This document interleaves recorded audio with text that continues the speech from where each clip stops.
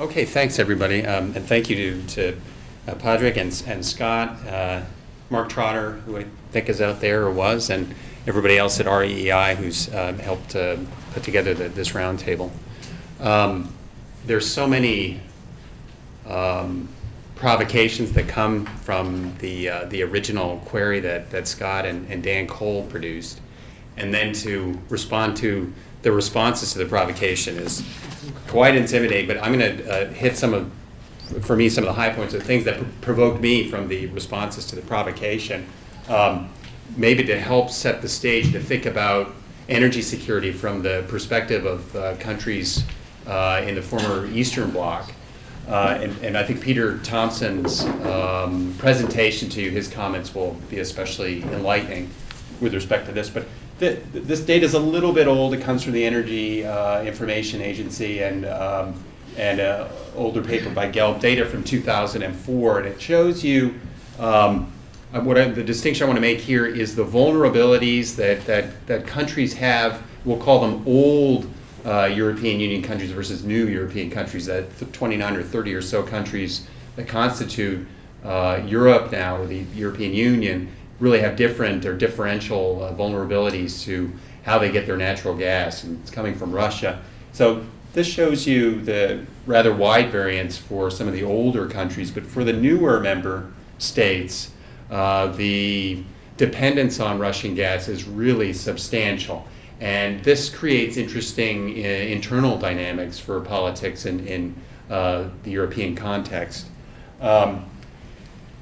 Now, superimpose on that the work that Judith Shapiro is considering, and it makes things even more exciting and tantalizing. If you project ahead to 2035, China will consume 70% more energy than the US, but on a per capita basis will still only consume less than half of Americans on a per capita basis. So what does that tell you? There's still pent-up demand in China, even though at an aggregate level, an absolute level, China is consuming a lot more energy going forward, and hence that's the green line there going way up. Why does that matter in the context of Europe and Russia? Well, Russia, as we'll learn from Peter's comments, and this is, I think, one of the most intriguing things about his response to the provocation. So we think of Russia as a major producer, developer of gas, and they are, perhaps the largest in the world.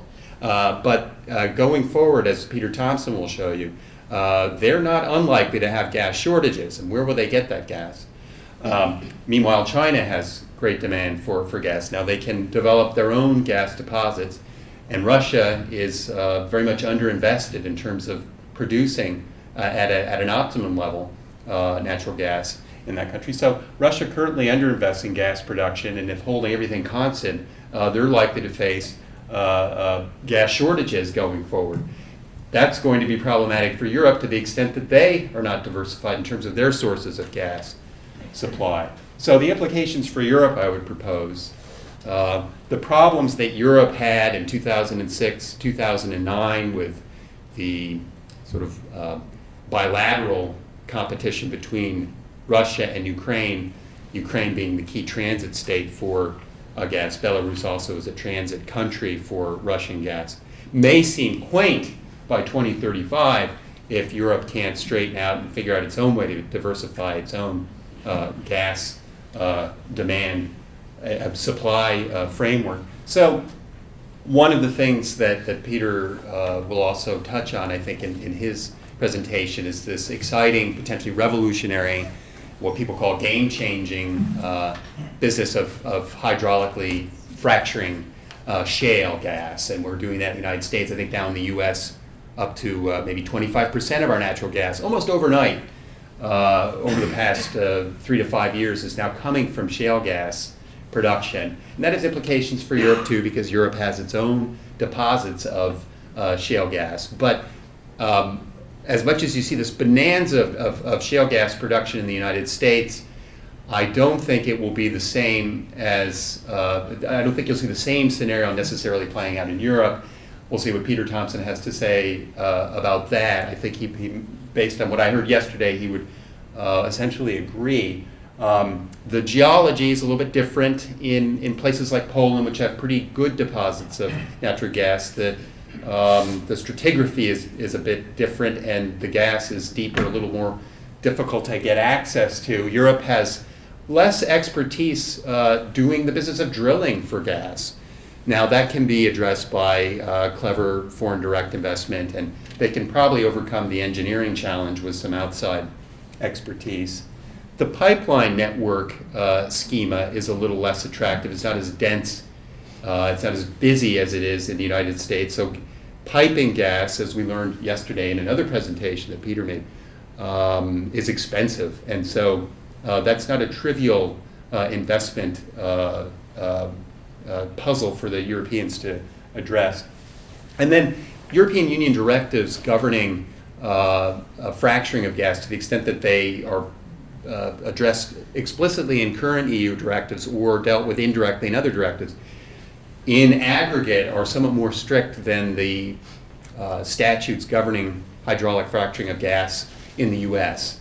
So right now, for the most part, it's really a different arrangement in the US. If you're going to a farmer or some rangeland to encourage a farmer to lease the land to get access to the gas deposits, it's a really different equation in Europe, where that resource is generally owned by the state, and there are another set of directives that you have to puzzle through. So the prospects of, in short, of the Europeans diversifying their supply of gas through domestic production, while tantalizing for them, there are some roadblocks here and some rather significant transaction investment costs that have to be tackled, and environmental issues.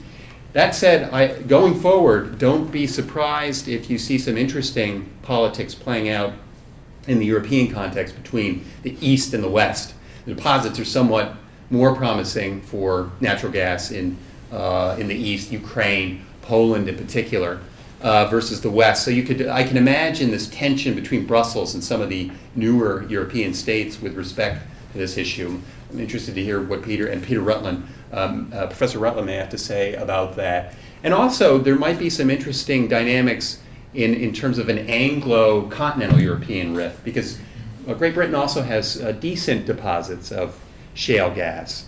And so, and we've seen recently that indeed historically, that sometimes Britain has sort of an arm's length relationship to the collective political norms that emerge out of the continental European context. So maybe Britain will say, look, we want to have a different set of rules governing our development of gas in this rather vulnerable island situation, where getting access to our resources is maybe a little more difficult than it is for folks right on the pipeline there from Russia.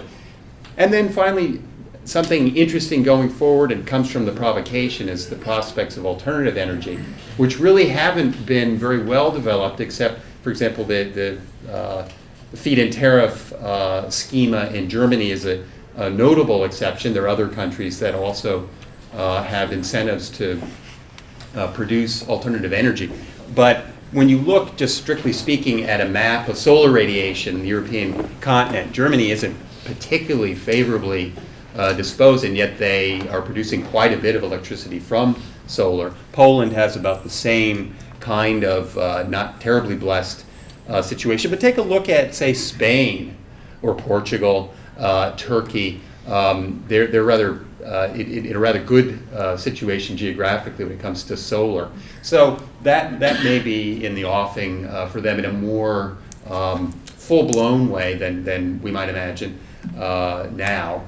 So and then really with respect to Professor Shapiro's excellent response to the provocation, reflecting back on this issue that's also the provocation regarding environmental context and climate change, and then relating it back to U.S. politics, it's striking to me that China, in many ways the United States has written the script for China when it comes to climate change politics, because China can very justifiably say, you know what, we're just like you, America. We have the same approach that you do. And it goes all the way back to the Bush administration with the President Bush the Younger's pledge to reduce carbon intensity of the American economy, and the goal is to reduce carbon intensity by 18% by 2012. In fact, we're likely to do that using a 2002 baseline, and that's really a function of the economy growing a great deal. It's not so much that we're using less CO2. In fact, in absolute terms, our CO2 emissions are rising a little bit, but the denominator, which is GDP, is growing much more. So it's a little bit of accounting trickery there. Well, China is not unlikely to do the same kind of accounting, and they have. So China has pledged to cut carbon intensity by 40 to 45% by 2020 relative to 2005 levels, and this, of course, was the major plank in China's climate change policy coming forward at Copenhagen. It's gotten a little bit more sophisticated then, and of course China has a very strong suit when it comes to developing alternative energy. They're huge players in the solar market. They're major producers of wind turbines and so forth. But strictly speaking, China has just what President Obama talks about, which is an all-of-the-above energy policy strategy. So as much as Tom Friedman romanticizes about all the great things that are happening in China with respect to environmental protection, I think Professor Shapiro has a more nuanced perspective on that in her own writings. China's latest 5-year plan calls for coal production to increase substantially, and yet we understand from the Chinese PR that this is the greenest 5-year plan of all, and in many ways I suppose it is. It is an all-of-the-above strategy, which includes lots of renewables and alternative energy, but it also includes lots of nuclear, as we see in the response from Professor Shapiro. But I must say the U.S. approach isn't terribly different. This past 8 to 12 months, if you look at how President Obama has shifted from a focus on green jobs and alternative energy, now it's an all-of-the-above strategy, and that means some focus on conventional fossil fuel-based sources. So in many ways, we're very much in sync with one another, China and the U.S., when it comes to these issues. So those are some responses to the provocations. I think that's it. Thank you. Thank you. All right, well, let me now impersonate Gardner Bovington, who, again, could not be here, as he will actually explain in his text. I won't say more on that. So, reading what Gardner left for us. First, I'd like to thank the organizers for putting together a fascinating and timely topic and for reminding us that humanists have an important role in grasping and conveying the scope of potential human cataclysms. I'd also like to thank the Roundtable participants for their thoughtful responses to the provocation. I would dearly have liked to be here today and meet them and interact in person. I know with chagrin that I signed on eagerly to today's panel many months ago, excited by the topic and the participants, when the event, to quote Say Shandagon, seemed far away indeed. Only when it loomed very close did I realize, to my horror, that I had made a prior family commitment to be out of town today for Passover. I will miss meeting all the panelists, but want to add especially that Judith Shapiro's book, Son of the Revolution, literally sent me to China in 1988. I was so fascinated and perplexed by its depiction of the country in the Cultural Revolution and after, that I decided I had to see the place for myself. Returning to the Shondagon quotation, much beloved by opponents of nuclear power, this is from the provocations, it's not immediately ringing the bell. I think it can be read two ways with respect to two kinds of energy under discussion today. For O. Kenzaburo and many unfortunate Japanese citizens, and for Soviet citizens in the time of Chernobyl, the catastrophe that, quote, seems very far away but is in fact very close, was a meltdown of the core followed by an explosive loss of containment. Every designer of nuclear plants and every operator of those plants had to keep the danger in mind all the time. Sadly, those just down the road outside the plants, and we saw in Chernobyl and Fukushima how far just down the road extended, either did not know the full extent of the danger or managed to put it out of their minds. How could one prepare for such a catastrophe? How could one live near, how could one even share a world with such a device? The increasingly numerous and vocal prognosticators of global climate change have never warned of a correspondingly sudden and cataclysmic event. That was left to Hollywood. And here actually I have to say that I don't think he's quite right. I mean, the discussion of tipping points, which was especially popular about 2 years ago, we don't hear quite as much about it lately. 2 or 3 years ago, it seemed to be sort of corresponding maybe with what he's about to say. Anyway, that was left to Hollywood, which produced the absurd and chilling, quote unquote, 2004 film, The Day After Tomorrow, in which helicopters freeze in midair and Manhattan is beset by ice and tidal waves. That caught people's attention. Perhaps global climate change was something to worry about at lunch. Of course, since it was Hollywood, the remedy lay with one heroic kid who could motivate people and make the threat recede. Why juxtapose a fanciful Hollywood film to the tragic events in Fukushima and earlier in Chernobyl? Certainly not to make light of the latter, but to point out that the actual disaster of nuclear meltdown can develop so much more suddenly, is so obviously immediately worse, and has proven so much more challenging to clean up and cope with over the long term than Hollywood's comic version of climate disaster.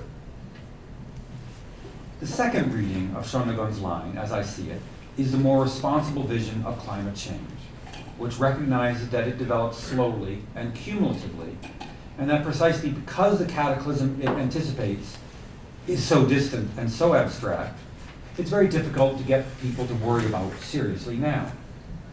So too with nuclear power, where alongside the horrific, yet we hope rare, prospect of meltdown, there is a slow, accumulating, and to my mind, inevitable problem of dealing with nuclear waste. None of the panelists directly addressed this other Schonegun problem with nuclear power generation, and I wonder whether any of them can offer insights into the contemplation of the problem by the governments and corporations in Russia, China, and their neighbors.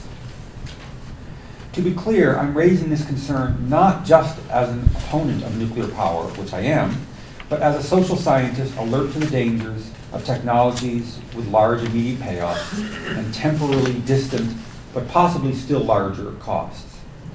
The temptations of those technologies prove hard to resist. Sadly, the costs and benefits of alternative energy sources seem neatly reversed. Costs large and near, benefits not obviously so large and distant in time. The political economic logic is clear. Second, with respect to Peter Rutland's and Peter Thompson's fascinating papers, I wonder whether it is still possible to disentangle the calculations and interests of the Russian government from those of the energy industry, since, as they rightly point out, Moscow has slowly but cannily absorbed an increasing part of the country's energy portfolio into government entities to serve political goals, both domestic, someone named Vladimir and his friends, and international, a wider circle of friends.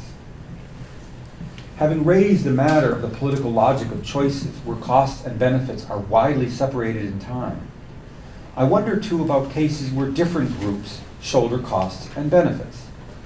Energy efficiency seems the easiest choice with the nearest term payoffs, given what Rutland and Thompson correctly diagnose as an extreme reluctance to dramatically shift the mix of energy sources. Yet doesn't its payoff structure offer comparatively little to those on the commanding heights of the energy economy? Finally, a question for Judith Shapiro. Let me say first that her multifaceted treatment of energy concerns in the country I know best in the region strikes me as thorough and judicious, touching on all the right themes, including minerals, the South China Sea, and diplomatic forays into Africa. I will ask a question I raise every time I participate in this roundtable. Does it make sense to include China in the symposium on post-communism? In her response, she refers subtly to China's post-communist central planning apparatus, which no serious observer would ignore. But doesn't the existence, reach, and extraordinary autonomy of that apparatus vis-a-vis various social actors mark China as vastly different from Russia and Eastern Europe? After all, as she rightly discusses, Beijing has simply identified technology for solar, wind, and other renewable energy generation as matters of state security, and therefore insulated them from considerations of political economic logic or the intrusions of international economic actors and organizations. Barry Naughton once described China's economy as growing out of the plan, sagely predicting that the private sector would grow enormously, but that the state-owned sector would linger. Doesn't it appear that, in dealing with its huge and growing energy hunger, China is to some degree returning to growing with the plan? Thank you. Padraic, I just want to jump in there. Yes. For those that don't know the rather obscure reference you were mentioning, reading Gardner's paper, Shonagon, say Shonagon. This comes from the provocation, if you hadn't had a chance to read it, where I'm actually quoting Oe Kenzaburo, a Nobel Prize-winning literary person in Japan, novelist, who himself is quoting a 11th century court lady who wrote arguably the world's first novel. And in a very different context, she talks about things that seem far away but are actually very close or looming. And Kenzaburo Oe uses that idea to talk about Fukushima and the ever-present sense of nuclear disaster being far away, but when it happens, it's indeed very close. And that's what he's referring to. Lest you think that was some French author or something that Padraic's pronunciation. A rather remote reference, but it was our entree into the entire provocation. So he was making use of that. Yes. Yeah. Yes, thank you. All right, well, finally, let us give our guests the chance to strike back. I would like to ask Judith Shapiro to start out, if you would. I think I will stand up. Okay. Please do.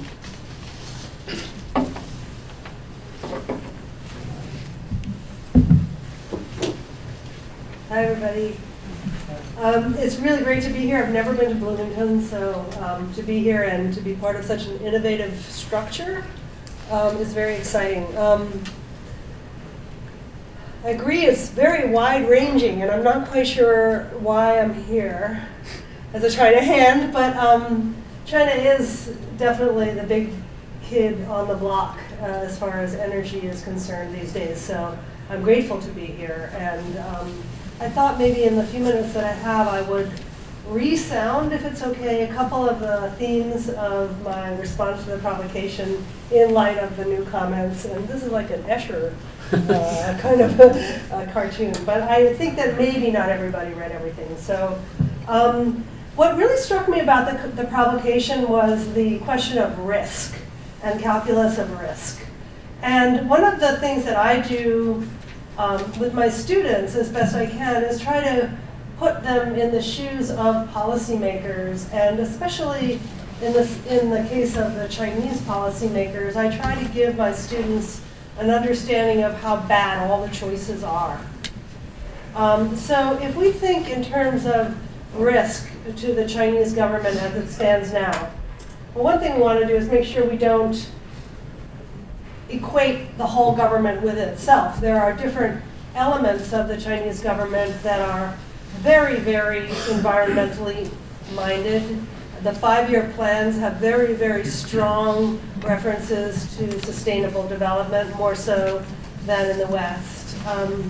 But that would be, the Ministry of Protection, and that's quite different from some of these other ministries. So to the latter, the very final question, does China belong here? Is it maybe still extremely authoritarian? Is it really post-communist? I would say that in some ways, from an environmental point of view, it's not authoritarian enough, and yet it's also not free enough. So those elements of the central government who are trying to achieve sustainability are not strong enough. They've devolved a lot of power to the middle level bureaucrats and to the provinces, and the local officials are being rewarded for growth rather than environmental protection.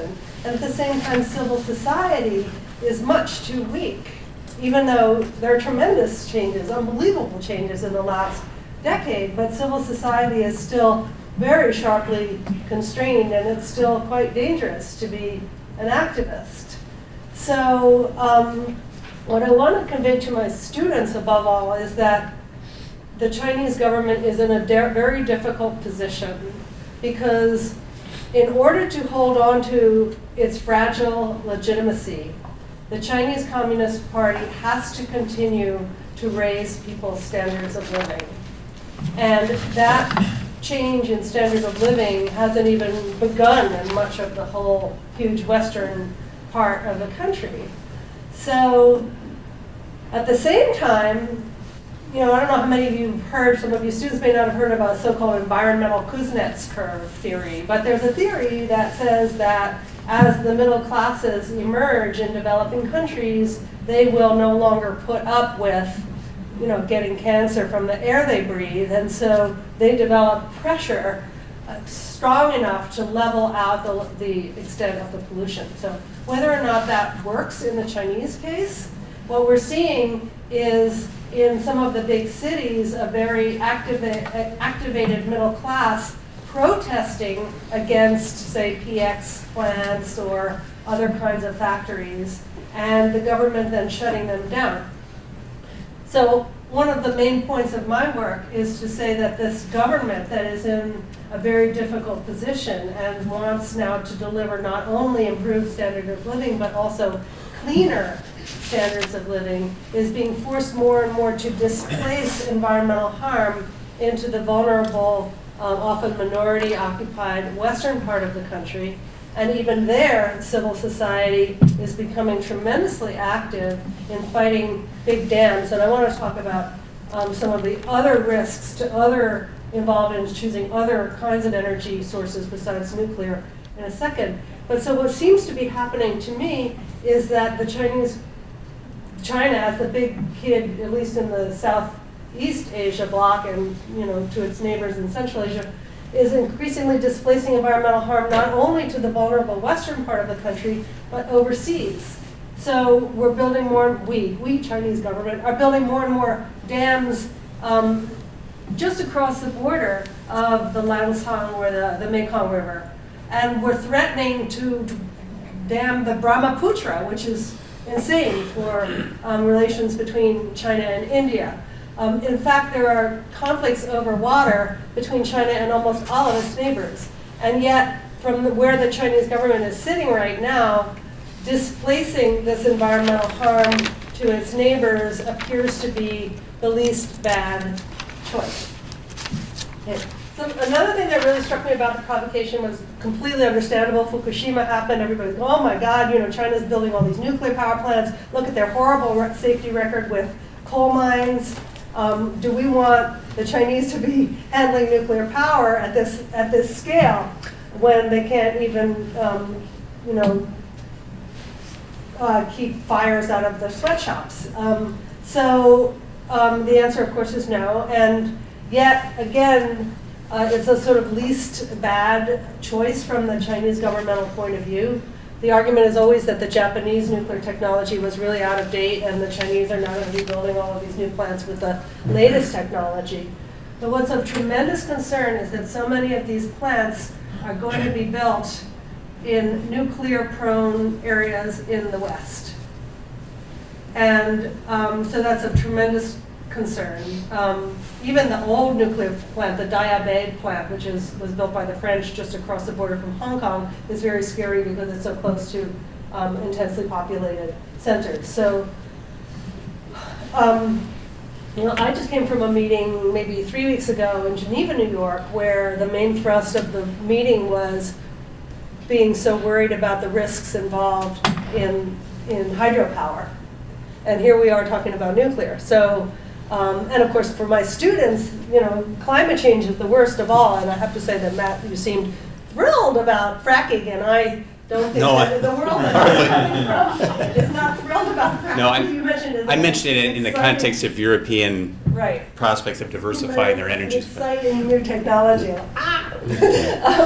So to the extent that we think that global climate change is, the worst threat that people are facing, and we look at the latest report out of China is that the hundreds of dams that are being built in the western rivers may be actually contributing to the occurrence of earthquakes. I don't know how many of you are familiar with this argument. I'm not an engineer, but that huge earthquake that was in Sichuan a few years ago, many Chinese anyway believed that it was due to the creation of a giant so-called Zipingpu dam, which I guess the weight of the water above the dam can actually lead to shifting in tectonic plates. I don't know if that's true, but that is a perception. And so, we got nothing but like bad choices here. As far as nuclear and solar, tell me if I'm speaking too long, okay? No, As far as nuclear and, sorry, let me go back. As far as some of the renewables, China has requirements in its 5-year plans that certain percentages of the energy produced will be from renewable sources. Everybody was very excited when that was announced some years ago, only to discover that hydro, which of course is a renewable source, but it has its own set of problems, is very, very, very much included in that mix. So Chinese civil society has fought really hard against a bunch of dams on the so-called New River right along the border with Burma. They were temporarily victorious, but all of those dams are very much back on the table. So let's just talk briefly then about solar and wind. As I understand it, the wind power potential in China is very, very great, but as of right now, particularly in Inner Mongolia, but as of right now, it's very, very poorly linked to the grid. And as far as solar, my understanding is that it's, although you see it in little Tibetan villages all over the place, a little, big kettle in a courtyard, very, very widespread. But my sense is that for much of China's manufacturing sector, solar is just another opportunity to build something to be exported, rather than something to replace this enormous reliance on fossil fuels. So if we're asking China not to use this very dirty pile of coal that it is sitting on, but is so cheap and so plentiful, then we're being unfair. Certainly, I like this point that where the US is and where China are very, very similar, actually, all of the above kind of policy. I think that that's right. And that the overall level of use of fossil fuels is going to continue to increase, even if so-called energy intensity improves, and that the search for fossil fuels together with minerals, et cetera, is going more and more global, with Africa to Ecuador. So we're getting new kinds of sort of resources competition, great game kinds of tensions, if you will, all over the world. Let me see if there's anything else I wanted to say, particularly with respect to the comments. Oh, the nuclear waste question just didn't get mentioned, but it falls into this question of environmental justice that I've already mentioned. Traditionally, the Chinese have located their nuclear waste in Xinjiang, which especially sorry that Gardner isn't here because that's his area. So I remember actually once traveling in Xinjiang and being told, okay, that's it, you're not going any farther. The rest, the next town over is where all the nuclear waste is. I think that it's going to continue to go to these vulnerable areas in the western desert. And so the answer, what's the answer here? The answer, we have to start focusing on end user efficiency. We have to start taxing energy use.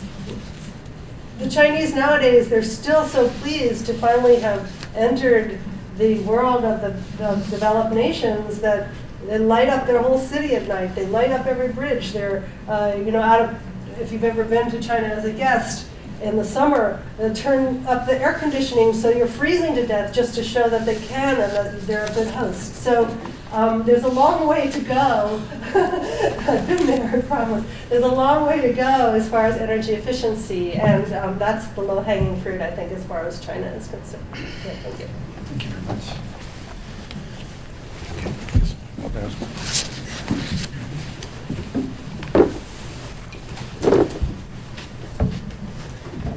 Well, yes, thanks to the organizers for putting this together. It is a very distinctive format. I don't recall ever having been asked to write a response to a provocation prior to coming. So it's a very fruitful exercise. And specifically, I think this question of risk and uncertainty was interesting and got me thinking about What do I know about Russian government or social actors' risk perceptions and how they structure decision-making to take risk into account? And I realized I know nothing at all about that, and I can't think of anybody to ask about that either. So it's a very fruitful area of inquiry, because I think it extends beyond just risks from natural disasters but also political risk and response to surprising events, such as demonstrators on the streets last December. So I think there's a whole field there of risk analysis, which is highly developed in American political science. But I think comparative politics people, at least as far as I'm aware, in the post-communist field, have not really used it to structure their analysis very much. The second general point would be to look at Russia in a comparative context, which Russian studies is not very prone to do. I think it needs prodding all the time to look at Russia in a global context, and this is always fruitful. And specifically, the provocation asked about nuclear power, and again, as with risk, I started thinking, well, who do I know who studies Russian nuclear industry? Well, kind of nobody, not the civilian side. There are people who study the military side, but I couldn't think of anybody who as an among academics, who studied the civilian side. But it's a terribly important sector, not least because it features in one of Russian government's main strategies, which is to preserve Russia as a manufacturing power and as an export power, and they've seen their manufacturing exports collapse with the collapse of communism. And apart from weapons, nuclear reactors is the only game they've got, basically, for trying to sell high technology on the global markets. And they have been quite successful. They've got about 6 or 7 nuclear reactors under construction: China, Vietnam. I think Bulgaria just cancelled a reactor. But it is a potential for Russia's efforts to stop the industrialization of Russia. Moving on to kind of general topics, the general story of Russia, of course, is very different from that of China and Japan. There's asymmetry here in terms of Russia as a resource base, and that fits into a broader pattern of the resource curse literature, that having such an incredible windfall of mineral resources transforms the shape of a country's political and economic trajectory. And Russia, as the largest carbon-based endowed country in the world, is an exemplar of the resource curse on steroids. Because in the Russian case, it's not just shaping the domestic politics and economics, but it's also shaping its position in the global system. Because Russian identity and the entire trajectory of the political system is connected to being a great power, being a superpower. And communist ideology can't do the job for them anymore. That's passé. Having nuclear weapons can't do the job for them anymore because nobody takes them seriously, perhaps incorrectly. So Russian leadership and the Russian people, there are kind of consensus on this, that Russia should be a great power. The Russian leadership have clearly latched onto the idea that energy wealth can be their ticket to the table of the world's leading powers.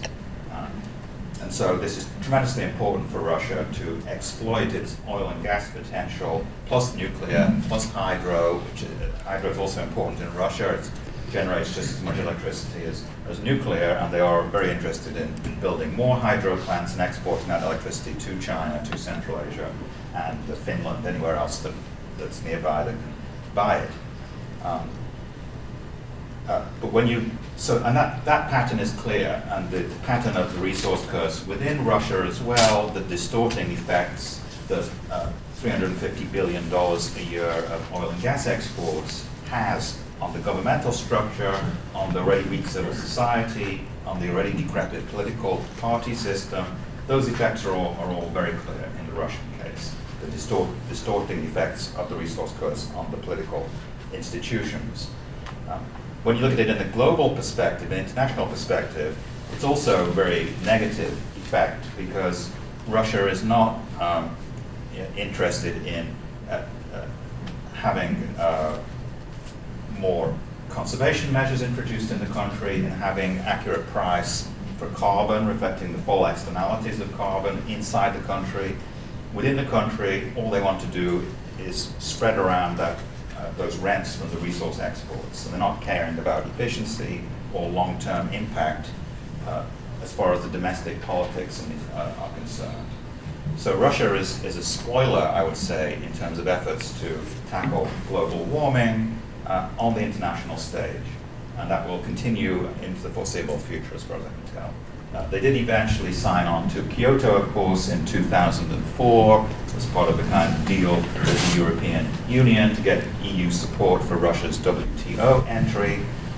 But as you probably know, Russia joining Kyoto was pretty meaningless because the collapse of industry in the 1990s brought them way below the 1990 cutoff level, so that Russia can actually just make money by selling its emission credits.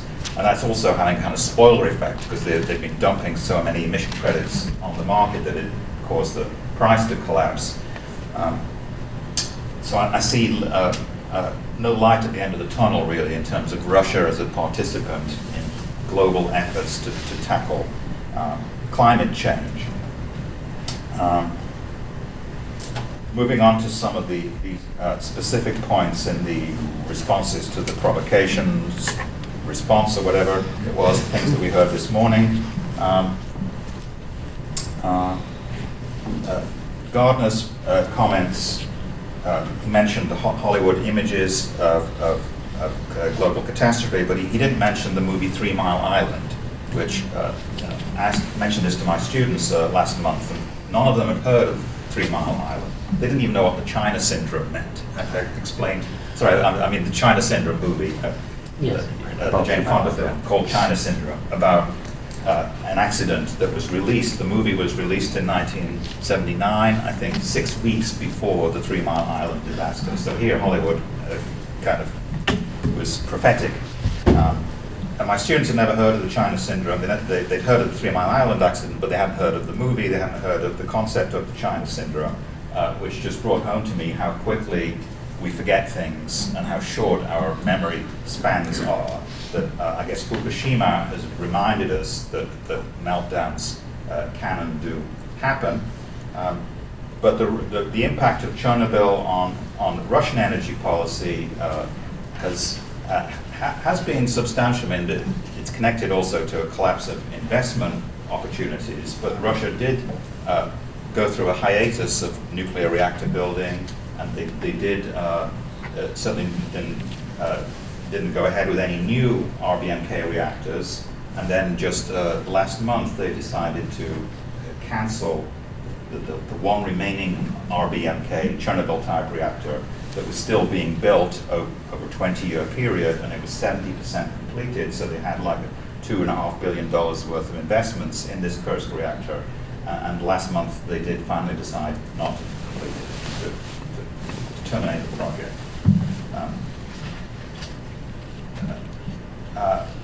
Another point that Gardner made about nuclear costs being, he kind of implied that they were short in the long run, but high in the costs were low in the short run, but high in the long run, that there's this kind of danger of nuclear catastrophe, or what do you do with the waste. And that's true, so there is that long run high cost out there, but also, of course, the short run very high cost of building the plant is extraordinarily expensive, and so that's also a disincentive to developing nuclear. Plus, in democratic systems at least, all of the political costs incurred in trying to build new plants. So I think the problem with nuclear energy isn't simply those long run costs, but it's also, if you want to go down the nuclear route, can you raise the capital, right? Because the costs of building plants, which are $5 to $8 billion, and then the costs often multiply as the safety measures increase, are kind of prohibitive. So even if you want to go down a non-carbon route with nuclear, there are these short-run cost problems. Briefly on the question of shale gas, and we'll obviously come back to that later on. All I would say on the shale gas issue is that it really complicates Russia's energy strategy, right? Because the flooding over the past year or so of the international market with this new supply of US-based shale gas has caused the price in Europe to collapse, right? By a factor of 3. And so spot market prices are 30% of what they were two years ago. So for Russia, that makes developing their high-cost gas offshore even more prohibitive. So in the short run, it means that Russia should adopt more of a wait-and-see policy towards those new gas fields. But the gas issue, well, I'll leave that to Peter Thompson. I think I don't want to tread over onto his territory. So I'm going to stop there and come back with some more comments later. Thank you.